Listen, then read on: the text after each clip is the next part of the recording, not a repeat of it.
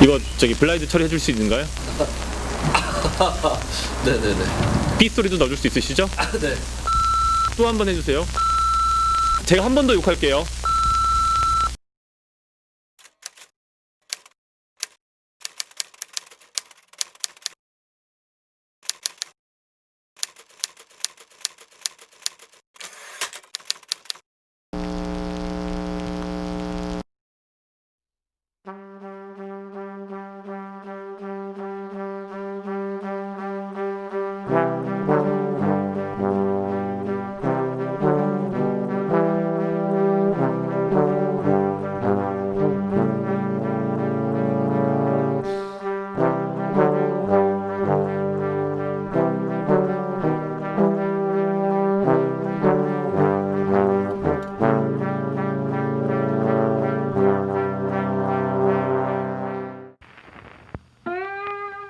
안녕하세요, 조이입니다.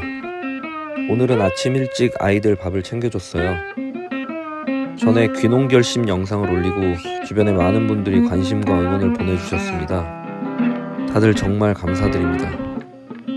그중 일부 앵무새에 관심이 있으신 분들은 제가 앵무새 관련 공부를 하고 있다는 사실을 아시고 이런저런 질문을 해주시더라고요. 그래서 오늘 다시 한번 심영주 박사님께 빌붙을 예정입니다.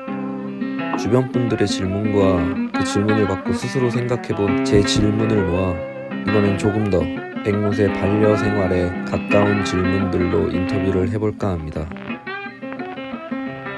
자꾸 이렇게 귀찮게 해드려서 죄송하지만 그래도 이렇게 질문거리를 가득 안고 계속 찾아뵐 예정입니다. 그럼 바로 박사님을 만나보실까요?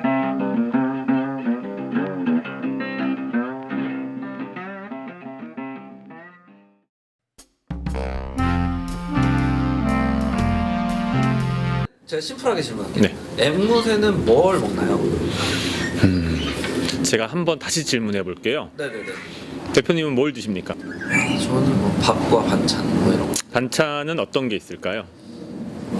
너무 많죠. 몇 가지나 1년 동안, 1년 너무 길다. 일주일 동안 드셨던 식사 중에 그럼 이제 3, 7에 20일 한 20번 정도 식사를 드셨을 텐데 그 중에 똑같은 게 뭐가 있었나요? 흰밥 빼고. 오늘 콩자반 먹었으면 내일 콩자반 안 먹죠. 오늘 된장찌개 먹었으면 오후에는 김치찌개라도 먹고 오후에 김치찌개 먹었으면 저녁에는 매운탕이라도 지고 아니면 중국집을 가거나 중국집 오늘 갔으면 그 다음날은 일식집 가거나 오늘 인도 카레 먹었으면 그 다음날은 태국식 쌀국수 먹고. 또 하나 질문을 드릴게요. 보통 우리가 앵무새에 대해서 얘기할 때 앵무새의 지적 능력이나 감정적 능력이 얼마나 된다고 알고 계십니까? 대략 몇 살 정도라고? 한 5세 정도 되지 않을까요? 네, 보통 뭐 지적 능력, 그러니까 그 어떤 기억력이라든지 연산 능력, 추리 능력은 한 3세 남짓, 감정적 능력은 한 7세 정도까지 봅니다. 그럼 대충 퉁쳐서 5세인 거죠. 5세짜리 아이한테 맨날 똑같은 거 주면 어떻게 될까요? 미치겠죠. 네. 더 중요한 건 저희가 보통 크게 착각하는 게 앵무새는 곡식을 먹는다라고 하는 거예요. 곡식을 주식으로 하는 앵무류가 일부 있습니다. 일반적으로 우리가 얘기하는 오스트레일리안 그래스 패러킷, 네오파마 계열이라든지 또는 뭐 로젤라 계열, 왕관 앵무도 그 중에 일부입니다. 그런 애들은 곡식을 주식으로 합니다. 호주 지역의 대평원지대에서 살고 있는 빠르게 비행할 수 있는 능력을 갖고 있고 몸의 크기가 크지 않은 애들. 중남미 일부 지역이나 아프리카 일부 지역에서 농경지를 습격하는 경우들이 있습니다. 이 녀석들이. 그래서 패스트, 즉 일종의 그 이제 두드려 잡아야 되는 쥐 같은 존재로 인식되는 종들이 있어요. 그런 지역이 있고, 뭐 인디언 링넥 패러킷 같은 경우에도 인도 지역에서는 잡아서 구워 먹습니다. 왼수 같은 존재예요. 다만 얘네도 어떤 기회가 됐을 때 그 곡류를 먹는 거지 항상 곡류를 먹는 건 아니에요. 곡류가 항상 있진 않잖아요. 호주 지역에 있는 애들이 곡류를 주로 먹는 이유는 평야 지역이고 잡초들이 많기 때문에 씨앗을 먹는 거였고, 근데 그런 잡초의 씨앗을 구할 수 없으니 곡류를 주는 거고, 그 이외 지역에 있는 종들은 기회주의적으로 약탈적 측면에서 곡류를 먹지만 일반적으로 항상 곡류를 먹을 수는 없잖아요. 곡류는 이삭이 팬 다음에나 먹을 수 있는 거니까. 정리하자면 호주 지역의 일부 종들은 곡류를 주식으로 합니다. 그 이외에 거의 모든 종은 곡류를 주식으로 하지 않습니다. 충격적이지 않나요? 띠로리 띠용. 제가 정말 싫어하는 게 앵무새 사료를 파는 사람들이 하는 얘기예요. 이 사료 안에 모든 것이 다 들어 있습니다. 이거 저기 블라인드 처리 해줄 수 있는가요? 삐 소리도 넣어줄 수 있으시죠? 네. 사료로 모든 영양을 줄 수 있다는 생각 자체가 잘못된 이유가 야생에서의 앵무새들이 어떠한 음식을 먹고 사는지에 대한 연구가 불충분해요. 닭에 대해서는 연구가 충분해요. 어마어마하게 엄청난 세월 동안 길러왔으니까, 심지어 저희가 가축화시켰으니까. 그런데 앵무새는 그렇지 못합니다. 그건 펠렛도 마찬가지예요. 펠렛에 모든 앵무새가 원하는 영양 성분이 다 들어있다? 또 한 번 해주세요. 말도 안 되는 소리입니다. 그럼 앵무새는 뭘 먹고 사냐? 종마다 다르다. 그리고 생활 여건, 생활 환경, 그 다음에 번식을 하고 있는지 어떠한지, 건강 상태에서 다르답니다. 누군가가 외계인이라고 지칭했어요. 아주 고도로 문명이 발달한 외계인이 지구상에 왔는데 어느 날 보니 된장국에 밥 말아 먹고 있어요. 인간이라고 하는 종은 된장국에 밥 말아 먹는구나. 그래서 인간 100마리를 잡아다가 우주선에 집어넣고 실험을 해요. 자, 이제 된장국에 밥 먹어. 그렇게 한 10년 기르면 어떻게 될까요? 누구죠? 군만두 10년 먹은 올드보이에서 이제 그렇게 되는 거죠. 여러분 올드보이 찍고 싶으세요? 그래서 각각의 종마다, 시기마다, 여건마다, 건강 상태마다 먹는 것이 다 다르고, 분명한 것은 호주계 그레스 패러킷, 오스트레일리안 그레스 패러킷이 할지라도 현재 우리가 주고 있는 것 같이 마른 곡류를 주면 안 된다. 무슨 얘기냐? 싹 틔운 씨앗을 주고 채소와 과일이 들어가고 콩류, 옥수수가 들어가고, 그게 기본이고, 그럼 씨앗은 어떻게 주냐? 마른 씨앗은 보조적으로. 이걸 맨날 줄 수 없고, 여름의 경우에 쉽게 상하고, 뭐 밤에는 어떻게 할 방법이 없고, 그런 경우에 보조적으로 들어갑니다. 펠렛은 언제 주냐? 마찬가지로 보조적으로. 펠렛과 마른 모이는 전체 다이어트 구성에서 20%를 넘으면 안 된다. 만약에 주고 있다면 당신은 동물학대범. 그럼 지금 국내에서 앵무새를 키우고 있는 거의 모든 사람은 동물학대범. 만약에 번식을 원한다? 어떤 특수한 종이다? 이를테면 로리킷이나 로리들. 제가 제일 싫어하는 게 이 말이에요. 펠렛 적응했다? 제가 한 번 더 욕할게요. 펠렛 적응 못해요. 죽지 못해. 먹다 결국은 죽는 거예요. 알곡모이 적응했다? 알곡 적응 못하는 종이에요. 걔네는 원래 뭘 먹습니까? 화분, 꽃가루 하고 넥타, 꿀을 먹는 애들이에요. 그거에 먹기에 모든 것들이 진화했어요. 그따구로 키우려면 키우지 마세요.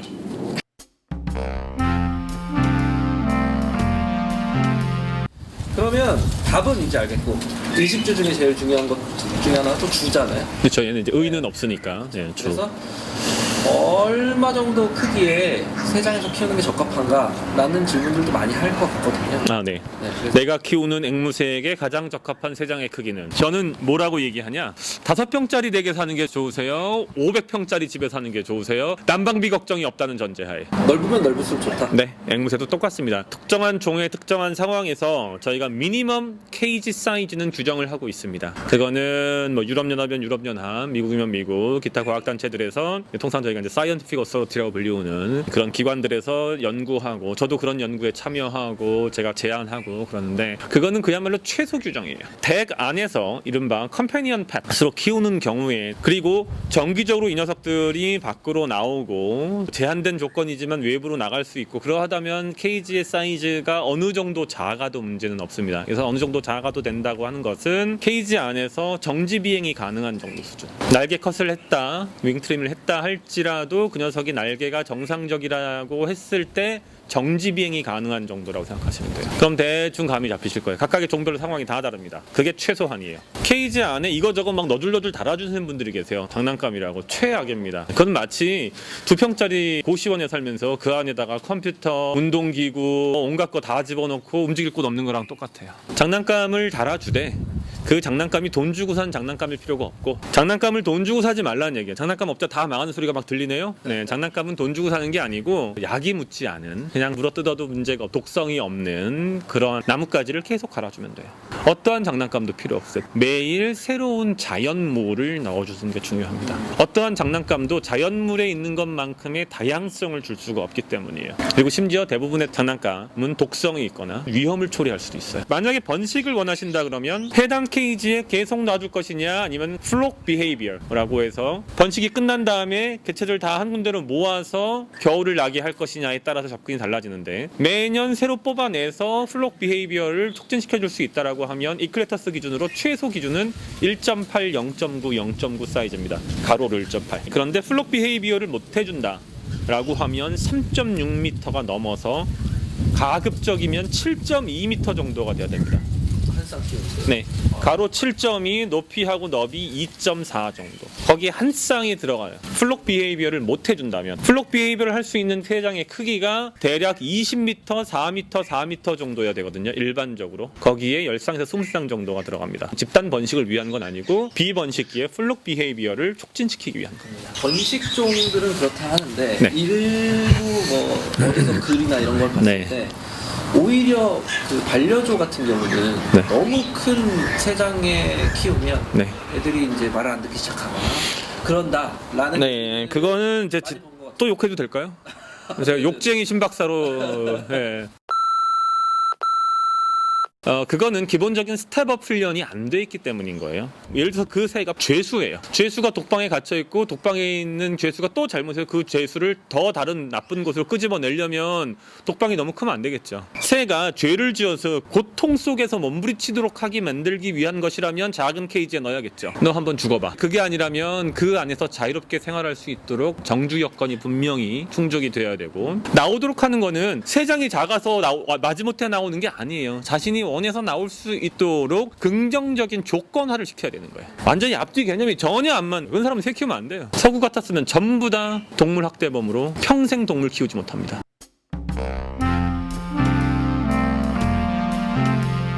요즘에는 앵무새 키우시는 분들이 좀 다양화를 주고 싶어 하시는 분들이 많아서 산책을 데리고 나가거나 네. 프리플라이트를 하거나 이런 경우가 있는데 괜찮은 건지 해를 보기에 좀 괜찮을 것 같은데 이제 좀 약간 이제 복잡한 문제인데, 하나는 이제 안전이라고 하는 측면이 있고, 반대편에는 풍부화라고 하는 측면이 있고, 두 가지가 이제 대립하는 문제입니다. 새마다 상황이 다르고 사람마다 상황이 다르기 때문에 정답은 없고, 다만 프리플라이트를 하고 싶으면 몇 가지 전제 조건이 있습니다. 그 전제 조건은 앵무새의 안전과 관련되는 겁니다. 사람들이 많이 착각을 하는데 날리면 돌아온다고, 날리면 돌아올 수도 있고 아닐 수도 있죠.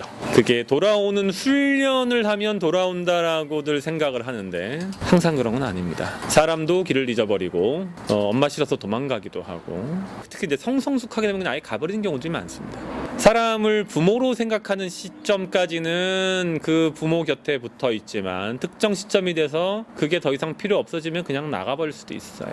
여러 가지 복잡한 문제가 있습니다. 그리고 날랐다가 맹금류한테 쫓기는 경우가 발생할 수도 있고, 날랐다가 고압선에 갖다 박든지 차에다가 세려 박든지 하늘하고 물을 구분 못해서 바다에 빠지든지, 힘들어서 어디 앉았는데 길고양이라든지 족제비나 오소리도 있죠. 이 동네에도 족제비 있습니다. 잡아먹힌다든지 개한테 물릴 수도 있고. 그래서 안전이 담보되지 않은 프리플라이트는 큰 미친 짓이다. 앵무새는 돌아올 수도 있지만 돌아오지 않을 수도 있다. 그래서 그런 것들이 고려되지 않은 프리플라이트는 안 문제고, 프리플라이트를 하려면 최소한 뭘 해야 되냐 하면 GPS 트래커를 붙여야 됩니다. 앵무새의 꼬리기체에 붙이는 특화된 앵무새 전용 GPS 트래커가 있습니다.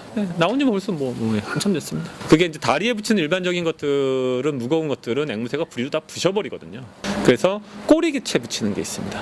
깃털만큼 가벼운 재질로 되어 있는. 금액은 제가 좀 정확하게 100만 원 안 넘습니다. 그 정도면 고가 아니라고 할 수 있겠죠. 새가 죽어버리는 것보다 훨씬 낫잖아요. 제가 영종도에 있으면서 프리플라이트 하다가 길 잃어버려가지고 들어오는 새들을 수도 없이 목격합니다. 요 얼마 전에도 아프리칸 그레이가 한 마리 들어왔습니다. 그 차에 치지 않았고 고양이가 안 잡아먹어서 다행이지. 놀이터에 떨어졌다 그러더라고요. 그 이외에도 기타 사례들은 수도 없고, 그래서 반드시 GPS 트래킹이 가능한 어떤 조치가 취해져야 되고, 두 번째는 근처에 위해 요소가 없어야 돼요. 근데 문제는 위해 요소가 없는 곳이 국내에는 없어요.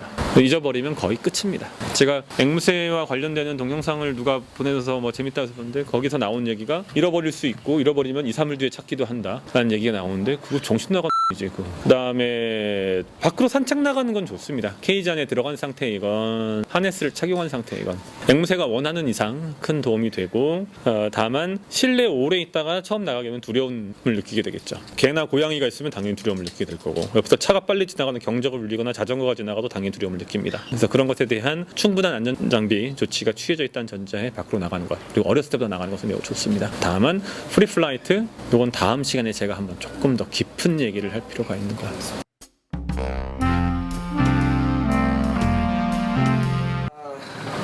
앵무새 이제 모습에 대한 건데요. 네.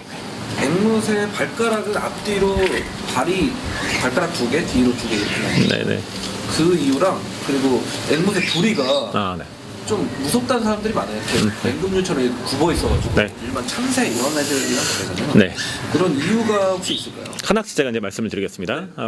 발가락이 앞뒤로 2개씩 나와 있는 것을 대지족이라고 합니다. 대는 마주할 때, 대적하다 할 때 그 대자고, 지는 손가락 지자. 발가락 2개가 마주보고 있다는 뜻이죠. 원래 새의 발가락은 총 4개죠. 타조 같은 특수한 경우를 제외하고는. 그러한 유의 발은 무엇을 잡는 것보다는 땅 위에서 걷거나 몸을 지탱하거나 나뭇가지에 자신의 발을 걸쳐서 지탱하는 용도로 만들어진 발입니다. 앵무새의 발은 그런 역할도 하지만 부가적으로 아주 중요한 역할을 하는 것 중에 하나가 물건을 움켜잡는 거예요. 물건을 움켜잡을 때에는 뒤쪽에 무언가가 충분히 있는 게 좋겠죠. 그런 맥락에서 기타 도구를 쓰기에 알맞도록 발의 구조가 정교하게 진화한 것이다 라고 보시면 무리가 없겠습니다. 앵무새가 실제로 도구를 씁니다. 대지족이 있는 조리는 이제 앵무 말고도 몇 가지 종이 더 있고요. 그 다음에 부리는 그럼 왜 굽어 있냐? 앵무새의 부리를 보셨는지 아시겠지만 부리의 움직임이 이렇게만 벤치처럼 이렇게만 움직이는 게 아니고 이렇게도 움직입니다.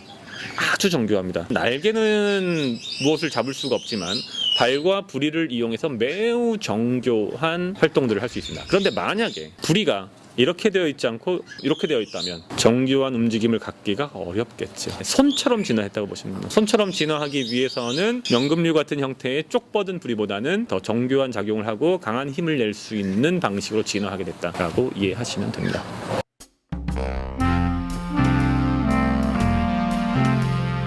앵무새는 멸종위기종이다 이런 말이 많아요. 그래서 인간적으로 거래해도 되는가 이런 게 좀 궁금할 것 같은데 어떤... 자, 앵무새는 멸종위기종인가라고 얘기하면 일부는 맞고 대부분은 사실은 맞지 않습니다. 그래서 국제적으로 멸종위기종에 대해서 규정하는 방법은 2가지가 있습니다. 하나는 통상 저희가 잘 알고 있는 사이테스에서 부속서 1, 2, 3 안에 들어가면 통상 부속서 2 이상의 편제가 되어 있으면 멸종위기종으로 보고, 그 다음에 이제 IUCN 국제자연보전연맹이라고 하는 기구에서 다시 거기서 뭐 레드리스트 이런 식으로 규정을 합니다. 앵무목에 들어가는 종류는 분류법에 따라서 대략 350종 정도를 왔다 갔다 합니다. 많게 잡으면 370종까지 나오기도 하고요. 그럼 퉁쳐서 현존하는 새들이 350종이라고 할 때 그 중에 사이테스 어펜딕스 1 안에 들어가는 애들이 뭐 수십 종이 있고 나머지는 어펜딕스 2, 일부는 어펜딕스 3에 들어갑니다. 4종류 정도의 완전히 가축화되어 있는 종, 사랑앵무라든지 왕관앵무, 모란앵무 일부 종만 어펜딕스에 안 들어가 있고 나머지가 다 들어가 있는데, 중요한 부분이 사이테스 어펜딕스 1은 현재 멸종 위기에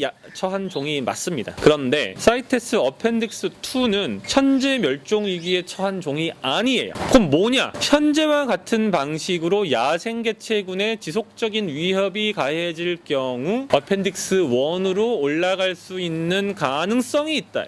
즉 어펜딕스 1은 야생 상태에서 멸종위기에 처한 종이 맞지만 어펜딕스 2는 멸종위기종이라고 부르지 않습니다. 멸종위기 예비 후보 정도예요. 이래건 저래건 멸종위기 예비 후보도 멸종위기가 있는 것이 아니냐라고 얘기할 수 있는데, 여기가 이제 아주 트리키한 부분입니다. 무슨 얘기냐? 앵무류는 구분이 매우 어려운 경우가 많아요. 국내에서 앵무새 종의 종간 구분을 할 수 있는 조류학자는 한 명도 없다라고 해도 과언이 아닙니다. 일단 연구를 안 하고, 대부분의 경우 봐도 모르고 연구해도 교잡이 나오면 더 모르는 경우들도 있고, 오히려 브리더들이 더 많이 아는 경우들이 많습니다. 그래서 사이테스의 그 사이언티픽 어서리티에서 머리가 복잡한 거예요. 그러니까 다 때려 집어넣어. 앵무류는 발에 차 있는 애들 아닌 다음엔 전부 다 어펜딕스에 다 때려 넣어 라고 해버린 거예요. 비슷한 사례가 있죠. 맹금도 그렇습니다.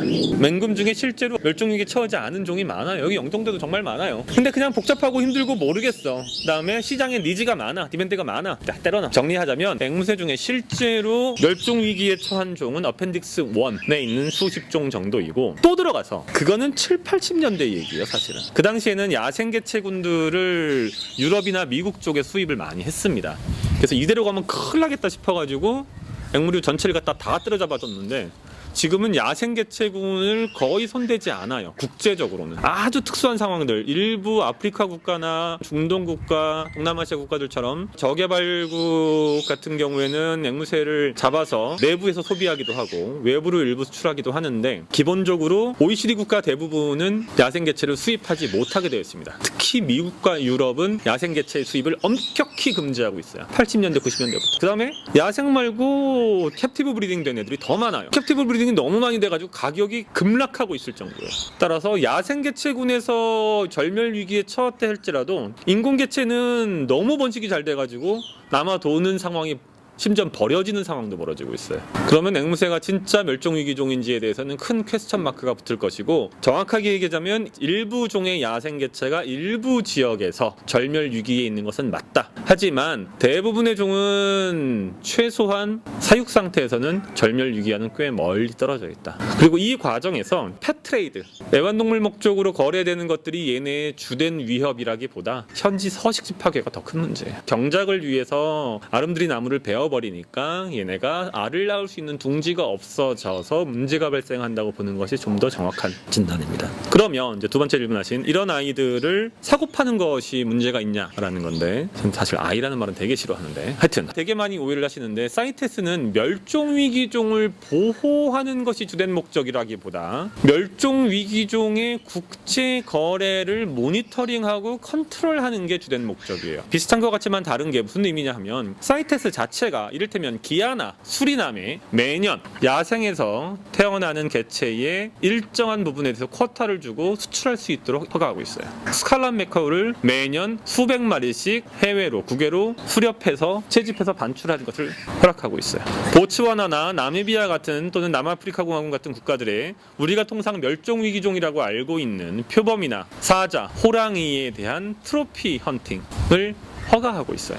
그래서 사이테스는 단순한 야 안돼 손도 대지 마 그대로 놔둬가 아니에요. 인간의 경제적 활동에 필요한 수준의 야생개체의 이용을 허가하고 있어요. 착각들 많이 하세요. 그리고 더 나아가서 야생의 개체를 더 이상 가져올 필요가 없어요. 야생개체 가져오면 100마리 중에 1마리 살아남아요. 채집하고 들어오는 과정에서 다 죽어요. 저희는 인공증식된 개체를 대부분의 선진국에서는 이용하고 있고, 인공증식된 개체를 가져오는 데는 실질적으로 사이테스 내에서 어떠한 제약도 없어요. 어펜딕스 1도 상업적인 목적으로 개인이 소지하는데 아무런 제약이 사이테스 내에 없습니다. 현재 국내법상으로도 어펜딕스 1의 앵무류를 개인이 소지하는데 절차가 있고, 그 절차법을 따르면 아무런 문제가 없습니다. 문제는 밀수라든지 야생개체의 채집인 거죠.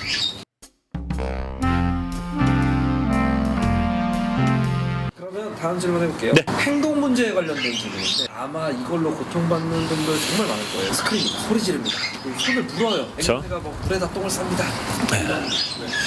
자, 놀랄만한 얘기를 해드릴게요. 행동 문제는 앵무새의 문제가 아니다. 그럼 누구의 문제냐? 당신의 문제다. 제가 현재 서울대학교 수의과대학원에서 임상동물 행동의학을 이제 연구하고 있습니다. 저로서 이제 3번째 박사과정인데, 사람으로 따지면 동물 정신과, 그러니까 사람 정신과라고 보시면 되고, 동물 쪽에서는 동물 정신과라고 보시면 돼요. 다만 머릿속을 열어서 저희가 확인하는 게 어렵다 보니 대화도 어렵고, 행동을 보고 분석해서 그들에게 어떤 정신적 문제가 있는지, 그리고 그것을 고치는 것이 제 전공인데, 대부분의 동물들, 고양이건 개이건 앵무새이건 그들은 아무런 문제가 없습니다. 그 동물을 키우는 사람의 문제예요. 그 동물이 가지고 있는 본연의 자연스러운 행동을 이해하지 못하기 때문이에요.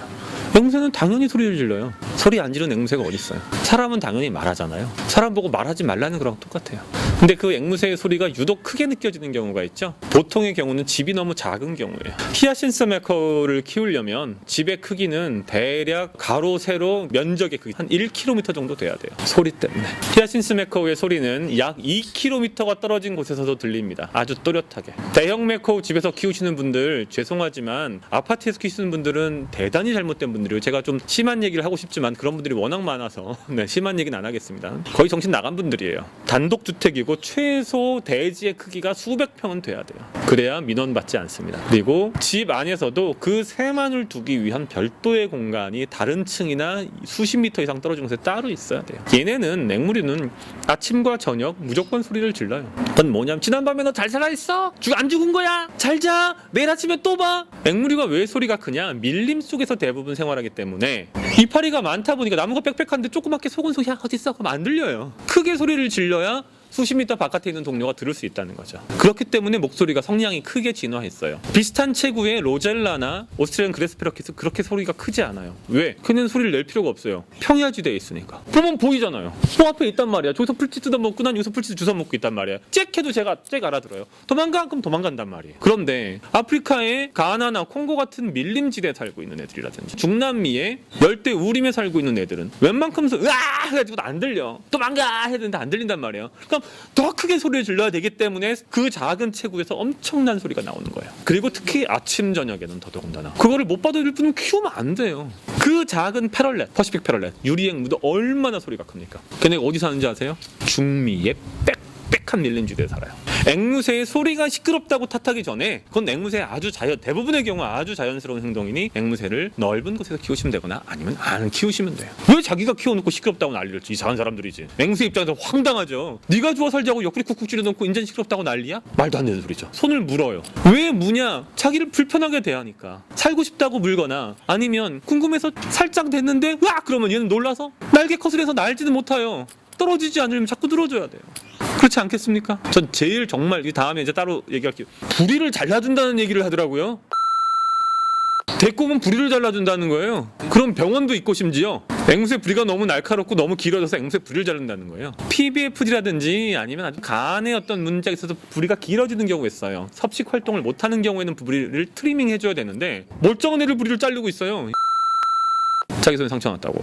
부리도 손대는 거 아닙니다. 큰일 납니다. 그게 두려우면 손에 얇은 장갑을 끼거나 하는 게 맞고 그다음에 제대로 된 스텝업 훈련을 하면 되는 거고 디스플린을 정확하게 이해시키면 되는 거고 그것 이외에 자기가 공격받을 것 같아서 자기를 너무 꽉 잡는다든지 자기를 험하게 대해서 자기를 무는 거는 당연한 거죠. 그럼 바보가 아닌다면 제가 정말 싫어하는 말 중에 하나가 떡이라고 있어요. 앵무새가 떡이라고 떡됐다고 자기 말을 잘 따른다는 표현을 그렇게 하더라고요. 그건 자기 말을 잘 따르는 앵무새가 아니라 자신의 주관이 없는 바보 앵무새예요. 동물에게는 자신이 싫어하는 행동을 노라고 얘기할 수 있는 권한이 있습니다. 동물이 싫어하는 것을 다 강요하지 마세요. 자꾸 흔들고 세게 누르고 툭툭 치고 가볍게 무는 것은 당연한 것이고 그 과정에서 조금 세게 물 수도 있지만 그것은 가르쳐주면 되는 것이고 그다음에 앞쪽에서 가끔 이제 코카투에서 그런 일들이 많이 있는데 아프리칸 그레도 있고 지속적으로 소리를 지르는 경우가 있어요. 그냥 이유 없이 이제 이른바 스크리밍 이제 그거는 제대로 된 훈련이 안 됐거나 학대받은 방치되었거나 제대로 된 셀프 어뮤즈먼트 방법을 모르거나 스스로 그 즐거움을 얻을 수 있는 방법을 모르거나 코카투가 그런 경우를 갈 가능성이 높아요. 충분히 해줄 수 없으면 키우지 말아야 되는 거예요. 코카투는 개로 따지면 진돗개 같은 개예요. 또는 그레이트 마스티프 같은 애들이에요. 근데 그런 애들을 요만한 성냥감 많은 상자에 넣어놓고 거지 같은 먹이를 주고 하루 종일 방치한다면 너무 똑똑한 애다 보니까 미치는 거죠. 진짜 너무 똑똑하고 사람과의 인티머스를 너무나 갈구하는데 해소할 방법이 없으니 소리를 질러서 사람의 관심을 유도하는 거죠. 그러면은 이미 네. 학대를 한번 받았던 어려워요. 네, 어려워요. 매우 어려운 일이에요. 이제 사람으로 따지면 어렸을 때 큰 학대나 트라우마가 있어서 정신분열이 있거나 착란이 있어요.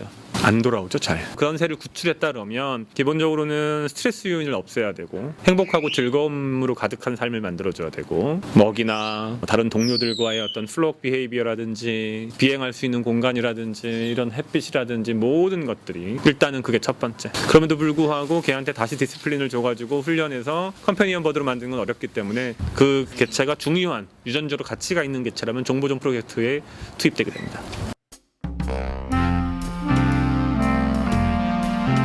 제가 브리더가 되려고 있잖아요. 네. 저는 박사님이랑 상담을 받았을 때도 그렇고 외부에서 유럽 방식으로 키울 예정인데 아무래도 가장 중요한 건 기후겠죠. 추위와 네. 그리고 한국도 사람들이 느끼기에 굉장히 덥거든요. 네.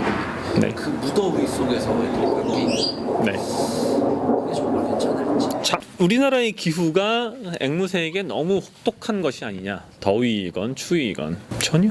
저는 이제 제가 국비유학으로 박사를 브라질에서 했고 상파울루 같은 경우에는 이제 고지대다 보니까 여름에 가장 더워지면 40도가 넘어가고 겨울에 가장 추우면 3도까지 떨어집니다. 참고로 아르헨티나 같은 경우에는 영하로 떨어집니다. 브라질도 남부 지역은 영하까지 떨어지고 눈 옵니다. 잘 아시는 것처럼 아르헨티나는 블루프론티드 아마존, 이른바 청모자 또는 푸른머리 아마존이라고 하는 녀석들의 고향이죠. 파타고니안 코뉴어 같은 경우에 국내도 일부 일부 들어와 있는 걸로 알고 있는데, 파타고니안 코뉴어는 파타고니아 지역에 서식하고 있고, 파타고니아는 영하 20도 이하, 남극하고 붙어 있죠. 한참 추울 땐 영하 40도까지도 떨어집니다.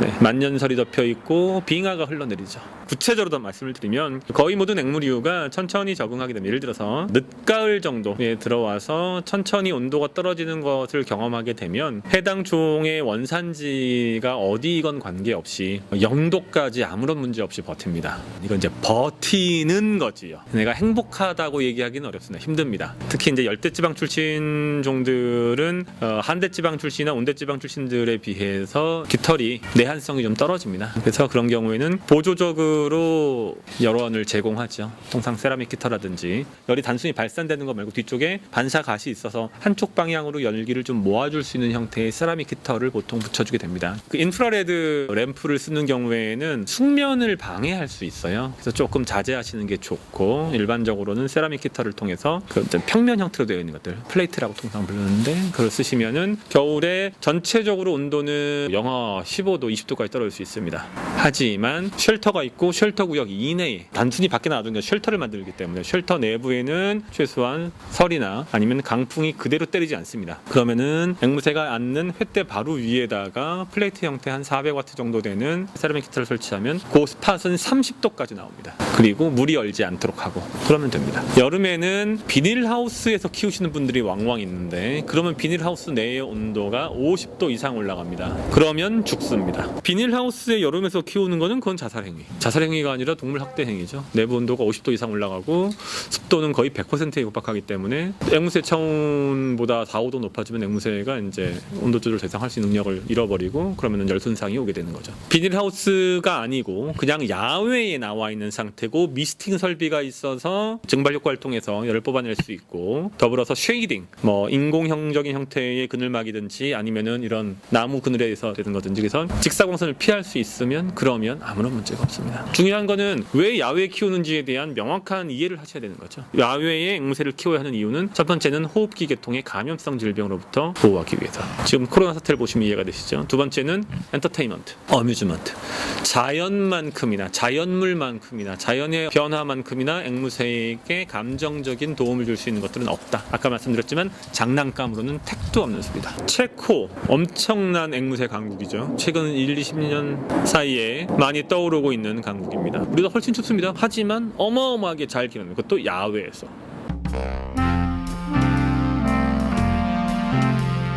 앵무새를 키우시는 분들 중에 한 종이 아니라 여러 종을 키우시는 분들 많거든요. 저도 그렇고, 저도 두 네. 키웠는데 이런 질문 많이 합니다. 저도 많이 물어봤고요. 다른 종류의 앵무새를 합사해도 괜찮은지, 같이 키워도, 한 장에서 같이 키워도 괜찮은지, 이런 거 질문하시는 분들 네. 제가 반대로 여쭈고 싶어요. 그런 질문이 들어오는 경우에 그 합사의 목적이 무엇입니까? 그게 관상 목적이십니까? 내추럴 해비tat을 재현하기 위한 것입니까? 아니면 번식이 목적입니까? 공간의 제약 때문에 서로 관련 없는 종을 같이 키우시겠다고 생각을 하신 거라면 저는 아무것도 키우지 마세요라고 말씀드립니다. 공간에 제약이 있는데 왜 키우세요? 그게 정확한 답변일 거고, 그게 아닌데 이를테면 전시 목적이나 관상 목적으로 여러 종을 키운다? 네, 키우십시오. 다만 합사를 할 때의 조건들이 몇 가지 있습니다. 충분한 크기의 공간이고 각각의 종이 필요로 하는 다양한 여건들을 충족시킬 수 있다는 전제하에 번식용 쌍이 아닌 애들을 동시에 집어넣는다면 됩니다. 그리고 만약에 그중에 특정한 개체가 전체를 우점하려고 하는 성향이 있고 과도한 공격 성향을 보인다, 그럼 그 해당 개체는 빼내야 됩니다. 가급적이면 그 안에서 번식을 시도하지 마십시오. 대형 개체가 중소형 개체를 죽여버리는 상황들이 벌어질 수 있기 때문에. 그리고 번식 목적이라면 할 필요가 없는 거고요. 해서도 안 되고 괜히 쓸데없는 교잡종이나 나오지. 그렇게 보시면 무리가 없을 것 같습니다. 소형종들을, 예를 들어서 사랑앵무, 모란앵무, 왕관앵무 이런 애들을 하나의 케이지에서 키우고 싶다라는 말씀들을 많이 하십니다. 야외에서 그냥 귀동하셔가지고 귀촌. 그런 경우에는 제가 드리는 드리는 말씀은 동일한 서식 출신을 묶으세요. 예를 들어서 남미 출신의 종을 묶는 거는 괜찮습니다. 그런데 생뚱맞게 아프리카 출신과 남미 출신, 동아시아 출신을 한데 묶으려는 행위는 하지 마세요. 일단 다이어트 문제가 있습니다. 먹이가 다 다릅니다. 그 부분을 충족시키기가 어렵습니다. 아마존 같은 경우에는 비만이 항상 문제가 되는데 호주계 종들은 비만 문제는 보통 없는 편이고 그 과정에서 먹이를 선택하는데 제약이 발생하는 거죠. 그런 것들은 하지 마세요. 호주계 코카투 같은 경우에는 바닥에 앉는 걸 좋아하고 바닥에서 먹이 활동을 많이 하는데 중남미 출신들은 거의 그러지 않거든요. 그러면은 케이지를 설계하는데 조금 어려움들이 있습니다. 웬만하면 부상형으로 하는 것이 맞는데 관상 목적이라 할지라도 호주계통을 집어넣는다 그러면 그런 게 조금 제약이 될 수 있겠죠. 가급적이면 동일한 서식지. 또 하나는 누구는 수상에서 주로 생활하는 애들이 있고 나무 위에서, 어떤 애들은 늪지대에서 주로 생활하는 애들이 있고, 어떤 애들은 평야지대에서 생활하는 애들이 있어요. 그럼 거기 들어갈 식생들이 다 달라지는 거예요. 새를 여러 가지 종류를 집어넣는다는 얘기는 단순히 걔네를 갖다가 합숙시키는 게 아니고 멋있는 하비탓을 재현해가지고 그 안에서 자연과 함께하는 새들의 모습을 가까이서 관찰하고 싶으신 거잖아요. 시멘트 바닥 위에다가 우르르 집어넣어놓고 똥 싸는 거 보고 싶은 건 아니시잖아요. 앵무새만 저 뒤에 60년 돼서 나머지를 못하고 있어요. 양서류나 파충류는 국내 양서류나 파충류를 기르는 문화가 거의 없는 상태에서 해외 것이 그대로 들어왔는데, 앵무새는 30년대 40년대 일제시대부터 배운 것들이 계속 남아있다 보니까 거기서 벗어나질 못하고 있어요. 젊은 분들도 여전히 삽질하고 있어요. 그게 안타까워요. 감사합니다. 이렇게 또 추운데도 이렇게 아닙니다. 무슨 말씀. 여기까지 와주셔서 감사하고, 사실 이 인터뷰는 앵무새를 키우시는 분들을 위한 것이라기보다 앵무새를 위한 인터뷰라고 제가 말씀드리고, 그냥 부탁드리고 싶은 건 마지막으로, 본인들이 좋아서 키우잖아요. 근데 왜 괴롭히세요? 왜 죽음으로 밀어넣으세요? 그런 행동만 하지 마세요. 키우려면 제대로 키우세요. 알겠습니다. 오늘의 인터뷰는 여기까지입니다. 오늘은 박사님께서 유난히 더 흥분하신 것 같죠? 제 생각에는 아마 지금도 어딘가에서 무지한 보호자들에게 희생당하고 있을 아이들 생각에 더 흥분하신 것 같습니다. 언제나 이렇게 보호자들보다 앵무새 편에 서서 앵무새를 대변해 주시니 한편으론 앵무새들이 부럽기까지 하네요. 그러면서도 전 보호자라면 누구나 궁금해할 앵무새의 속마음을 이 인터뷰를 통해서 조금은 이해할 수 있게 된 것 같아 속이 좀 후련해졌습니다. 오늘은 제가 혼나는 느낌이라 조금 뜨끔하긴 했지만요. 이 인터뷰가 앵무새를 키우고 계신 많은 분들께 도움이 되셨길 기대해봅니다. 혹시 이 영상을 보시고 궁금한 점이 있거나 앵무새에 관련된 다른 질문 사항들이 있으시면 밑에 댓글을 다시거나 혹은 제 메일로 문의를 주시면 오늘처럼 제가 다시 한번 박사님을 찾아가 여러분들의 궁금증을 대신 풀어드리겠습니다. 매번 이렇게 갑작스럽게 찾아뵙고 바보같은 질문을 하는데도 언제나 밝게 맞이해주시고 진지하게 답변해주시는 심용주 박사님, 다시 한번 진심으로 감사드립니다. 이렇게 두 번째 인터뷰도 중구난방으로 진행해서 죄송합니다. 다음 인터뷰는 좀 더 나아진 모습을 보여드리도록 노력하겠습니다. 오늘도 이렇게 긴 영상 끝까지 시청해주셔서 감사합니다. 그럼 다음 영상에서 다시 만날 것을 기대하며 전 이만 공부하러 가보겠습니다. 감사합니다.